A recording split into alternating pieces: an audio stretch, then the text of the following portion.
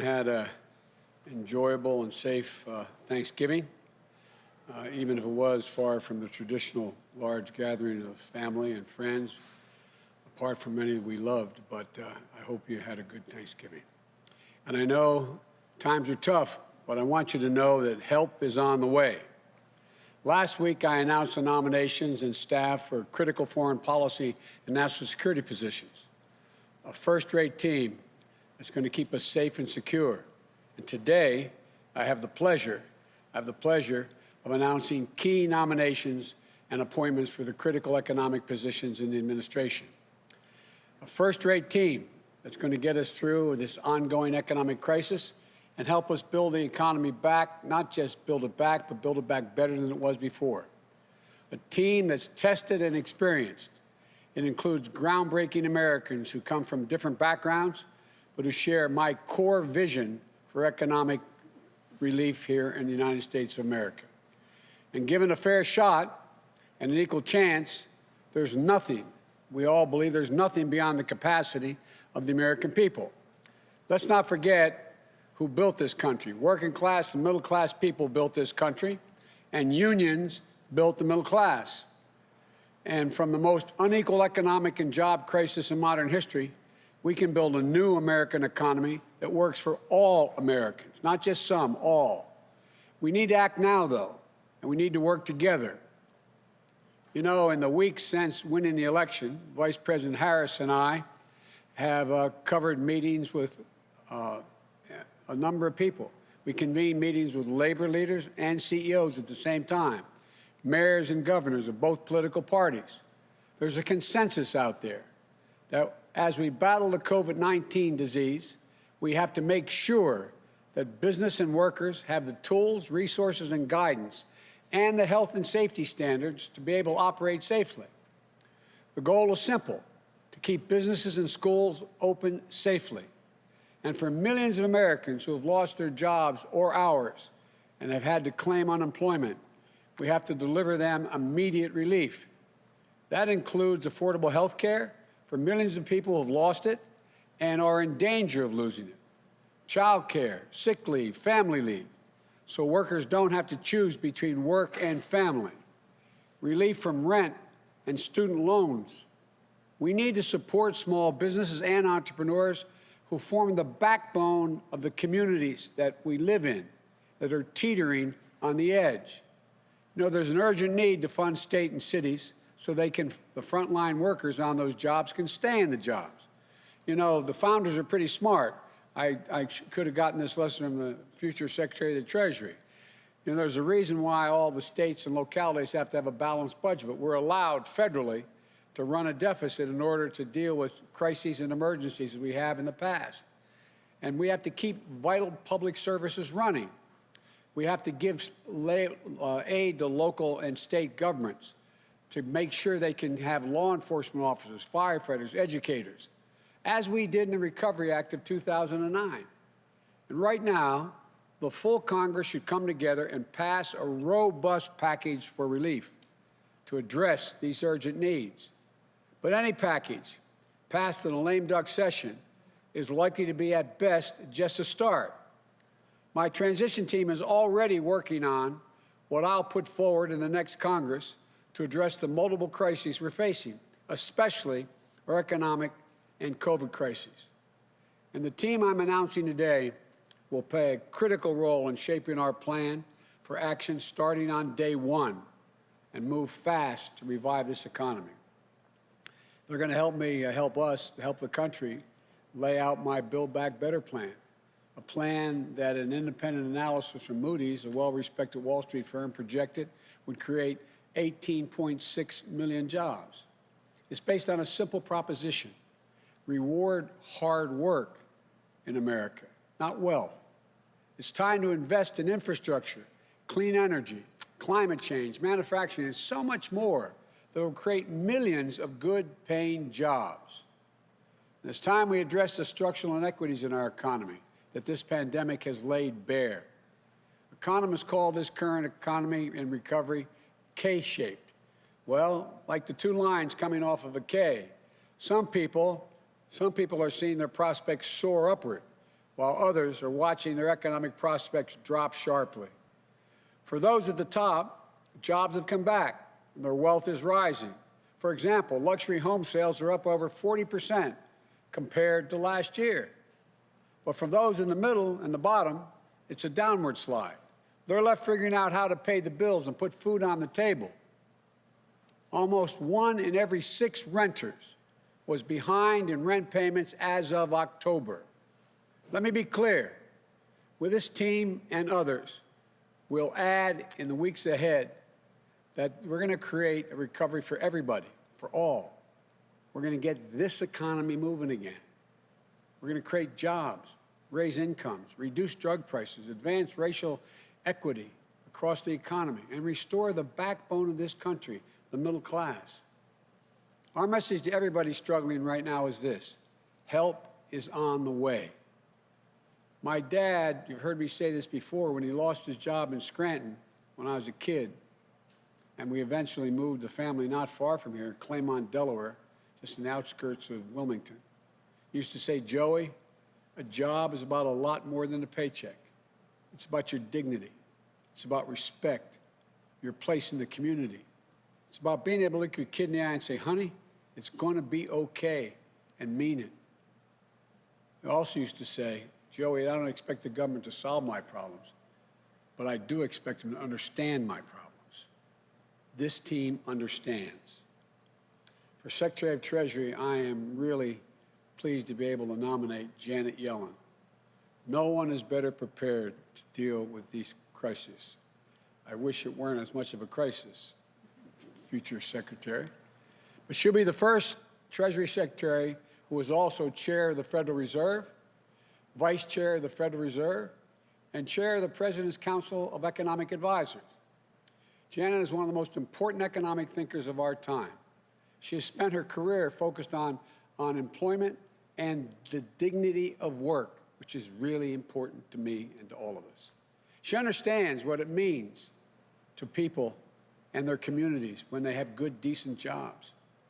Respect across, being looked at by their neighbors and being respected, it matters a lot to them. And respected across party lines and around the world by Main Street and Wall Street. An educator, a mentor, above all, the daughter of a working class from a working class Brooklyn neighborhood who never forgot where she came from. Her husband, George, is pretty good, too. He's won a Nobel Prize, but he's the one that married up. Janet will be the first woman to hold this office. We might have to ask Lin-Manuel Miranda, who wrote the musical about the first Secretary of Treasury, Hamilton, to write another musical about the first woman Secretary of the Treasury, Yellen. So that's what I'm working on right now, Janet. For Director of Office of Managing the Budget, I nominate Neera Tanden. You know, I've known Neera a long time, a brilliant policy mind with critical practical experience across government. She was raised by a single mom on food stamps, an immigrant from India who struggled, worked hard, and did everything she could for her daughter to live out the American dream. And Neera did just that. She understands the struggles that millions of Americans are facing, and she'll be the first woman of color from South Asia, and I think that to lead OMB. We also have another one of those women as Vice President of the United States of America. And so, look, all being very serious, she'll be in charge of laying out the budget that will help us control the virus and deal with the economic crisis and build back better. But above all, she believes what I believe. A budget should reflect our values. Again, quoting my dad, for real, my dad's people would say, Joe, let me tell you what I value. And he'd look at them. He's a high school educated guy, very well read. And he'd look at me and say, don't tell me what you value. Show me your budget. I'll tell you what you value. That's what you're going to do for us. As Deputy Secretary of Treasury, I nominate Wally Adeyemo. Wally is, you know, Wally, I don't know. I tell you what, Senator Warren really likes you. She highly recommended you, but I wasn't sure she worried I stole you as well. But Thank you for being willing to do this, Wally. A skilled leader and thinker on issues ranging from macroeconomics to consumer protection and from national security to international affairs. I've worked with Wally during the Great Recession. That was my excuse to the senators, saying that's why I wanted to steal you. And I saw him tackle one big job after another. Deputy National Security Advisor to President Obama, Deputy Director for the National Economic Council, former Chief of Staff to Elizabeth Warren, where he helped create the Consumer Protection Bureau and Financial Bureau, which has done so much good. It's designed to protect consumers and working people from unfair, deceptive, and abusive financial practices. And now Wally will be the first African-American ever to hold this post and the highest-ranking African-American in the Treasury Department's history. An immigrant from Nigeria, the son of a nurse and an elementary school principal, Wally understands everything we do is basically for the people, for families, hard-working people, to understand their struggles and most of all their dreams, and he understands both. And I want to thank you, Wally, for being willing to do this. For chairperson of the Council of Economic Advisors, I nominate, notwithstanding she was a very distinguished professor at Princeton. I joke, my children who went to Penn used to always kid about, but Cecilia Rouse, one of the most distinguished economists in the country, an expert on labor, economics, and race, poverty, and education, dean of the Princeton School of Public and International Affairs, a member of the Council of Economic Advisors to President Obama, an advisor to President Clinton at the National Economic Council. More than that, she's a proud daughter whose mom, a school psychologist, encouraged her to pursue economics. And her dad, one of the country's first African-American astrophysicists, who dared her to dream. She's done both. If confirmed, Cece will be the fourth woman to lead the Council of Economic Advisors and the first African-American ever to hold that post. And as CEA chair, she'll serve as a member of my cabinet as well. As a member of the Council of Economic Advisors, we also appoint Jared Bernstein, an old friend who's been with me a long time, a brilliant thinker, a quick wit, with a heart as big as his head, and a heart he got from his mom, an educator who raised him correctly. A social worker turned economist, Jared is one of my closest economic advisors and friend. He served as my chief economist during the vice presidency. He was there in that foxhole during the Great Recession, with the economy on the brink and our country on our back. I couldn't think of anyone else who I'd want to be at my side to face the challenges ahead. Jared will be one of the leading voices of my administration on economic policy. I can always count on him to deliver straight from the shoulder, as his hero FDR used to say, straight from the shoulder. The one thing I can assure you is working people will always have a voice with Jared in this council. As a member of the Council of Economic Advisors, I appoint Heather Boushey. Heather, thank you for all the help you had in the transition team and getting me here. She's one of the foremost working to make sure we build an economy that works for all Americans. The daughter of a union family, it's no wonder she believes so deeply in the idea that leave no one out, leave no one behind in this economy. During the campaign, I relied on our counsel on addressing structural inequities within the economy. And I'll do so again as president because that's one of the central issues of our time. To this team, thank you for accepting the call to serve again. To your families and thank them for their sacrifices because it's real sacrifice. We could not do this without you. And to the American people, this team will always be there for you and your families. This is family-oriented team. We got to make sure ordinary people get a chance to do well because they've never, when given a chance, they've never, ever, ever, ever let the country down. 11 years ago, President Obama and I entered office during the Great Recession and implemented the Recovery Act that saved us from a Great Depression. I didn't see the map of America at the time, nor did he, in terms of blue states and red states. We only saw the United States of America. We worked with everyone, for everyone, and we recovered and rebuilt together as one nation. Vice President Harris and I We'll do that all over again with an outstanding team. They're ready on day one. And to the United States Senate, I hope these outstanding nominees will receive a prompt hearing and that we will be able to work across the aisle in good faith and move forward as one country. So let's begin the work to heal, to unite, to rebuild an economy for all Americans. They deserve and expect nothing less. Thank you. May God bless you, and may God protect our troops. I now turn this over to the new team, starting with our next Secretary of Treasury, Janet Yellen. Again, Janet, thanks for accepting. Appreciate it. I think they're going to clean this off for us here.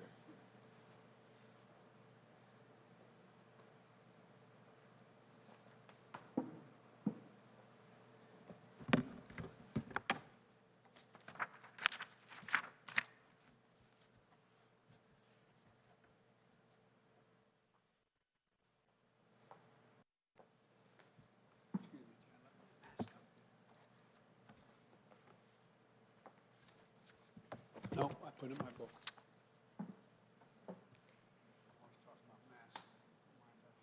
Thank you, Mr. President-elect and Madam Vice President-elect.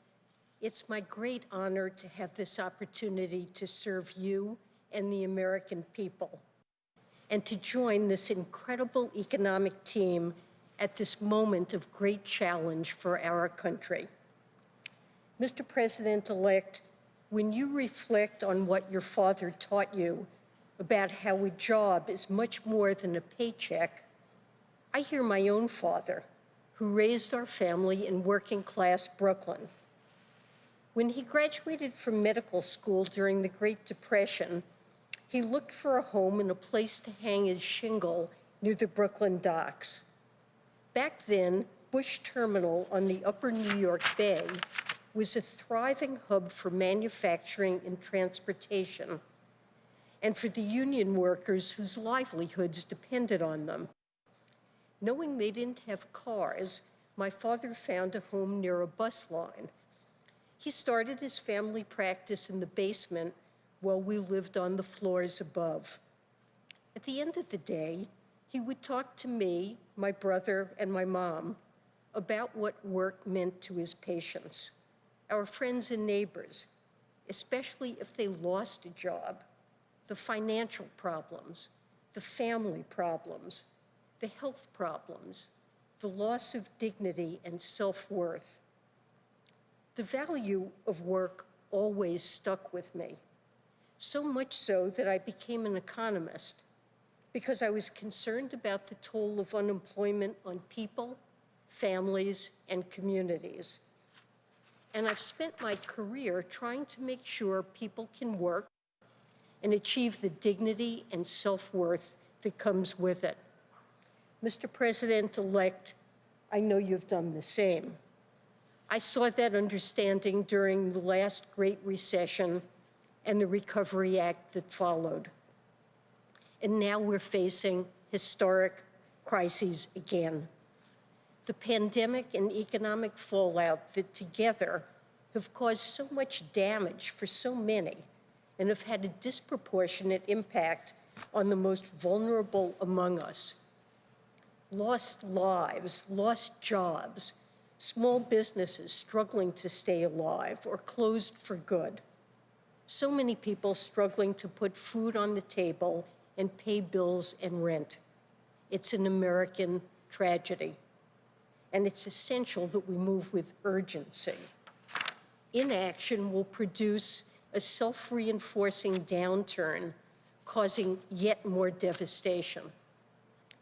And we risk missing the obligation to address deeper structural problems, inequality, stagnant wages, especially for workers who lack a college education.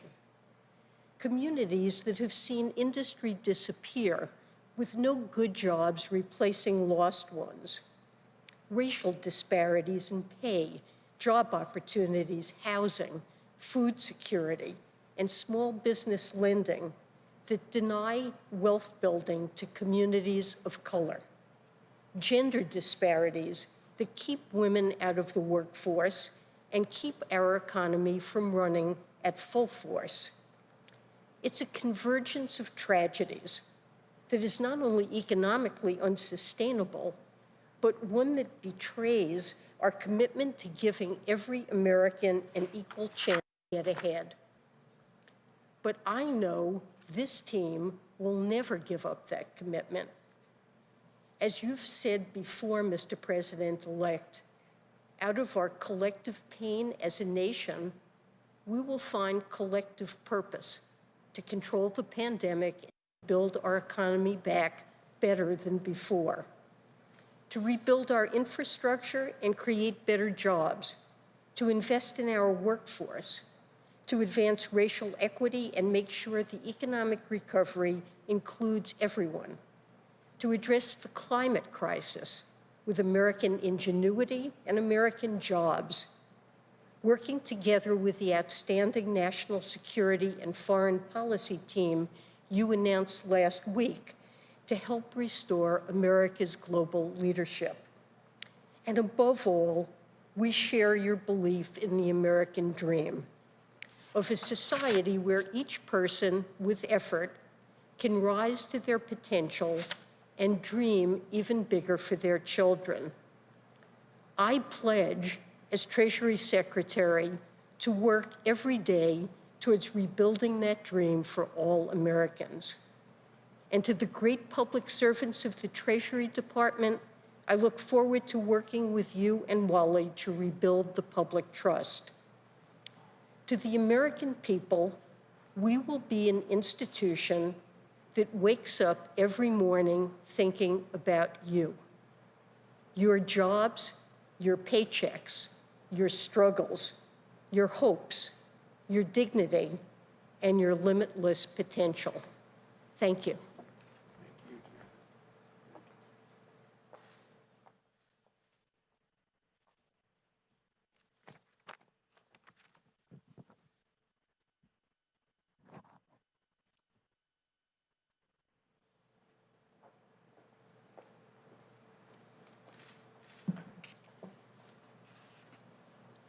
Mr. President-elect, Madam Vice President-elect, I'm humbled and honored by the trust you've placed in me to work with this talented team on behalf of the American people.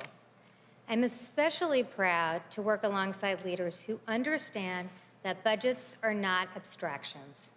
They are a reflection of our values. They touch our lives in profound ways, and sometimes they make all the difference.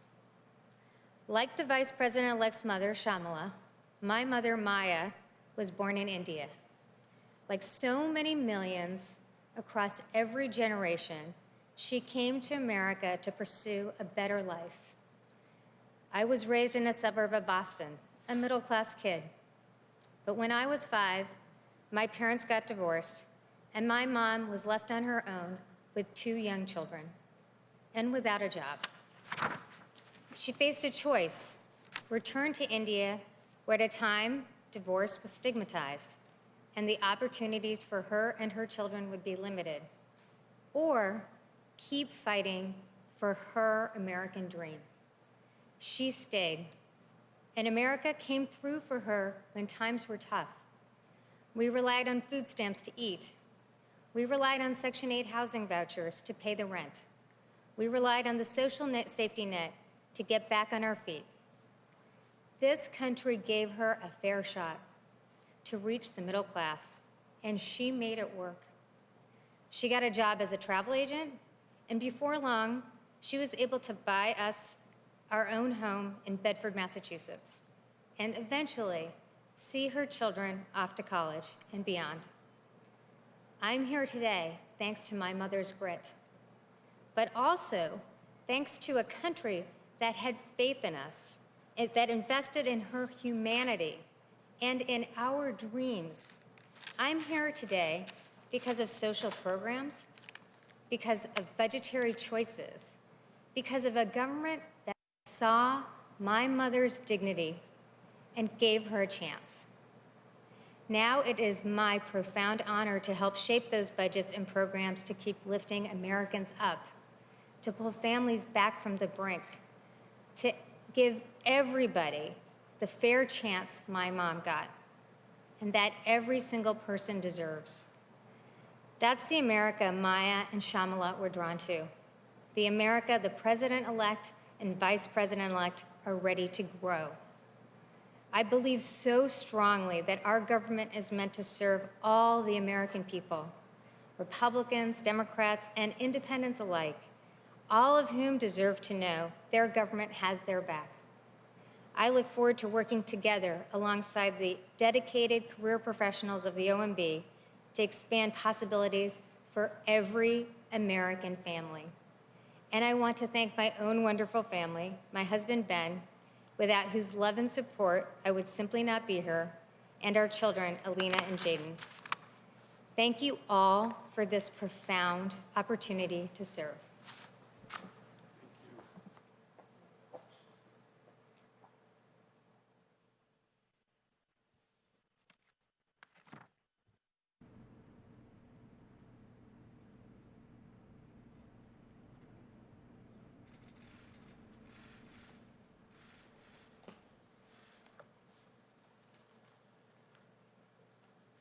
Mr. President-elect, Madam Vice President-elect, thank you for this profound opportunity to return to the Treasury Department and serve the American people.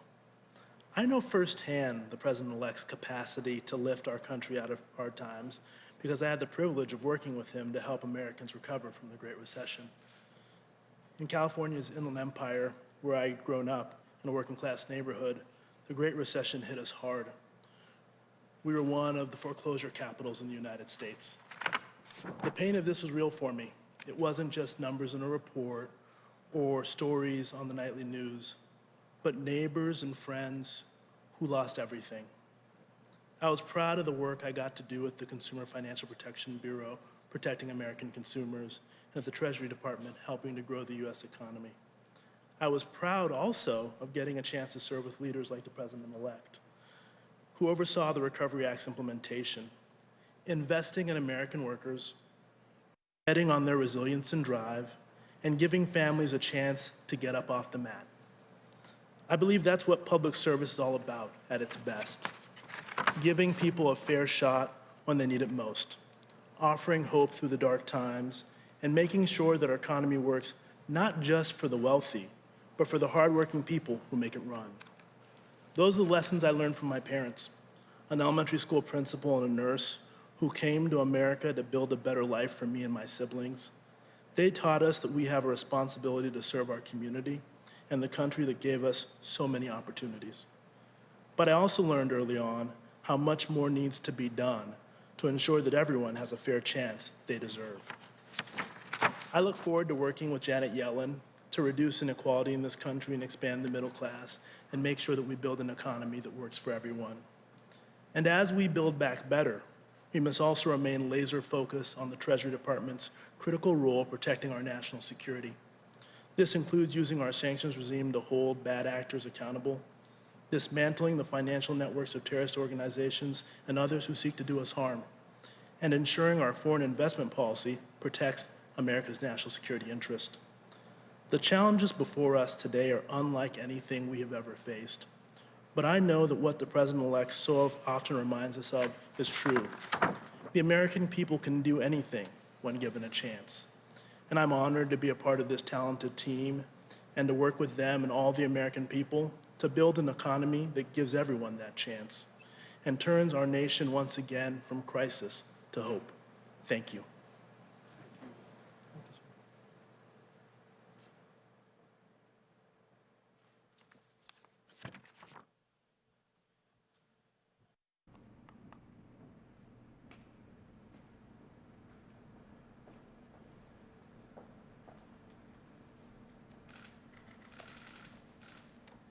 Good afternoon, Mr. President-elect, Madam Vice President-elect. Thank you for this extraordinary opportunity to join this team. I'm humbled and honored and ready to get to work for the American people. To be perfectly honest, until recently, I did not anticipate I would return to public service. As every academic knows, when you've laid down roots at a school you love, With incredible students and colleagues you've grown with, it isn't easy to take a leave. It requires a rare combination of urgency and opportunity to pull you away. But that rare combination is precisely what our nation is facing right now. My path as an economist began in my first year of college.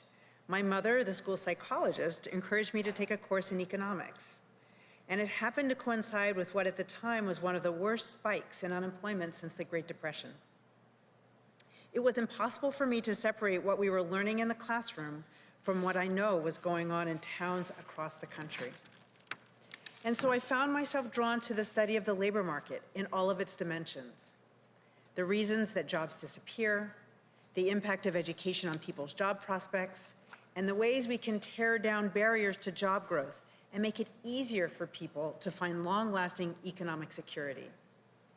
Today, nearly 40 years later, we are once again living through one of the worst job crises since the Great Depression. Millions of families have had their lives turned upside down. The safety net has frayed, leaving vulnerable Americans to slip through into hardship and hopelessness.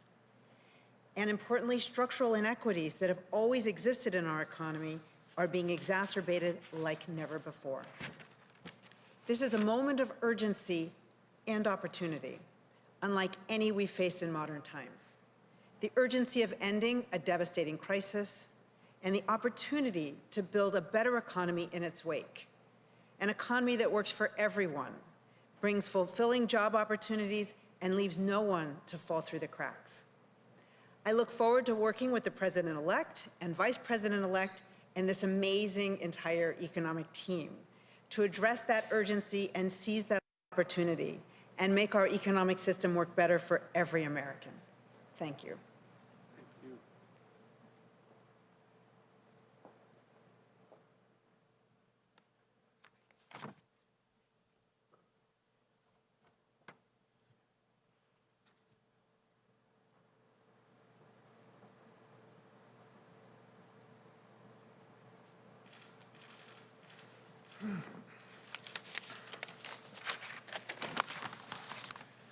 Good afternoon.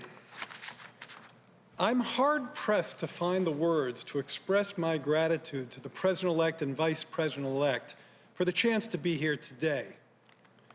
In thinking about the path that brought me here, a good place to start is 12 years ago, almost to the day, when I met with then Vice President-elect Biden at his home not far from here. It was supposed to be a job interview to be his chief economist, but it quickly turned into a conversation about economic justice and fairness, which, as many here know, is a common destination in conversations with the President-elect. Over the years, we've continued that discussion. Often it takes the form of some policy minutiae. Sometimes it's me hitting him with far more graphics than are necessary, or him telling me to stop speaking economese and start speaking English. Guilty as charged, Mr. President-elect. I suspect the reason we had such a meeting of the minds back then dates back to a common saying in my household when I was growing up. If you're not part of the solution, you're part of the problem.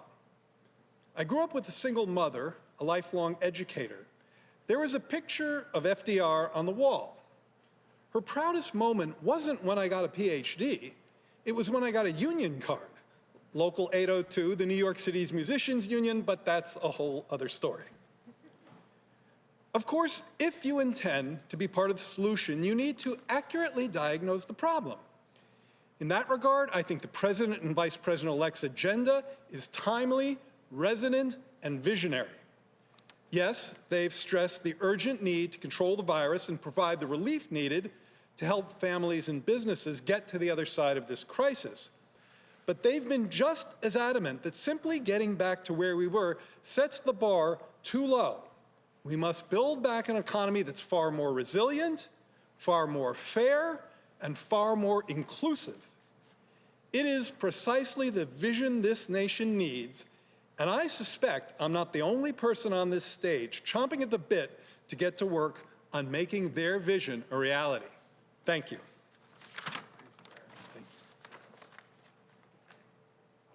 Oh, yeah.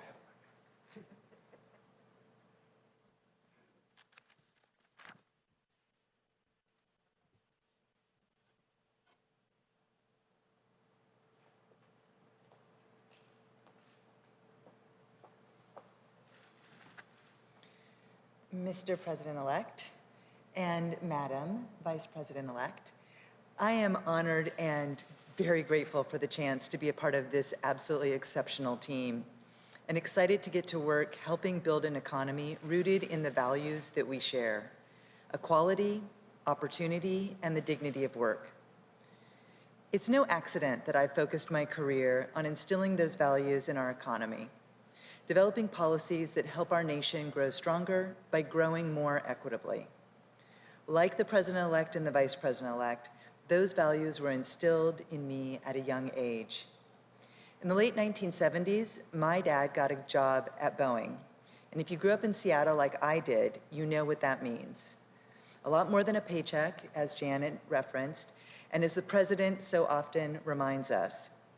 And for our family, my dad's job at Boeing meant security. It meant union benefits, a place in the neighborhood, a place in the middle class. But when the recession hit in the early 1980s, one by one, the pink slips arrived for every family in our cul-de-sac. Every kid at my bus stop who had a parent who was laid off. Our entire community saw its future dimmed, and one by one, it was my turn. So the first time I truly experienced this thing called the economy, it was my parents sitting down and explaining that things were going to be tougher for a while because my dad was on layoff. Too many kids in America experience the economy through those kinds of difficult conversations, or far worse. I was struck by the profound power this mysterious force held over my life, my friends, and my community. And I wondered if that power couldn't also be wielded to create happier conversations and fuller lives.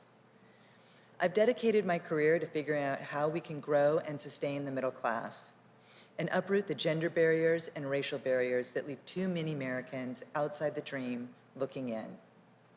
Through the organization I co-founded, I've pursued solutions to reverse the dangerous march of inequality and bring us back to the core value of broadly shared success.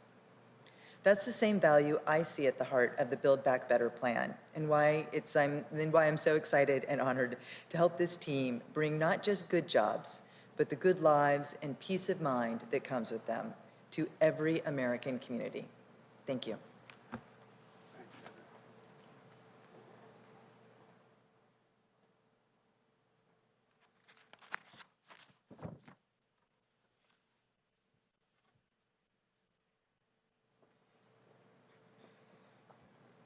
Mr. President-elect, congratulations on this outstanding team of brilliant minds, this economic team. This is the right team for this moment. And to our nominees and appointees, thank you for your continued service to our nation.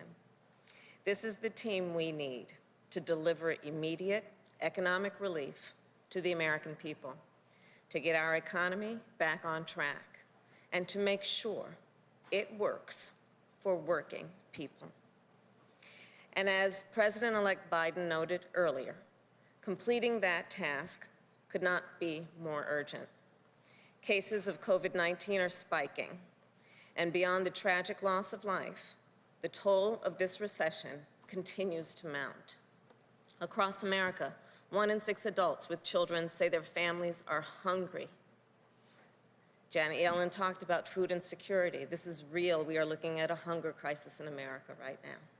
1 in 3 adults are having trouble paying their bills, essential bills, the bills that need to be paid at the end of every month to get to the next month.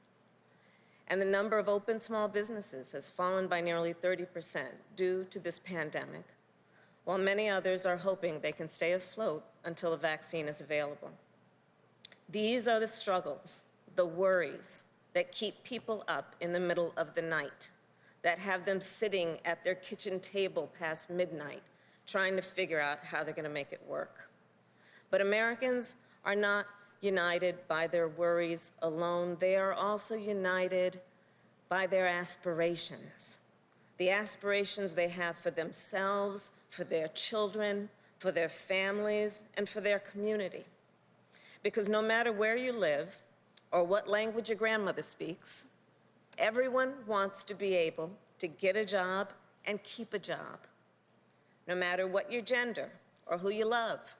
Everyone wants to be able to buy a home and keep a home.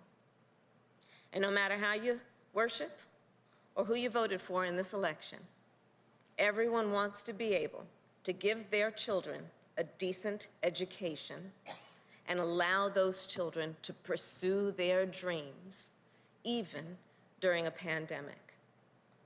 And Joe and I understand that. We were raised to respect the dignity of work. We were raised by hardworking parents who always understood the dignity of work and the potential not only for their children, but of our country. And that's why I've always fought for working people, standing up for middle-class families who lost their homes in the Great Recession. Wally, you talked about that. Families in California were devastated, but they were able to rely on their government and the leaders, as Joe always talks about, who needed to see their condition and speak to that condition. And that's the work that needs to happen now. And I look forward to collaborating with this extraordinary team to put working people front and center in our administration. These public servants are some of America's most brilliant minds. They are proven leaders whose talents, achievements, and life stories, their life stories reflect the stories of the American people, and their stories reflect the very best of our country.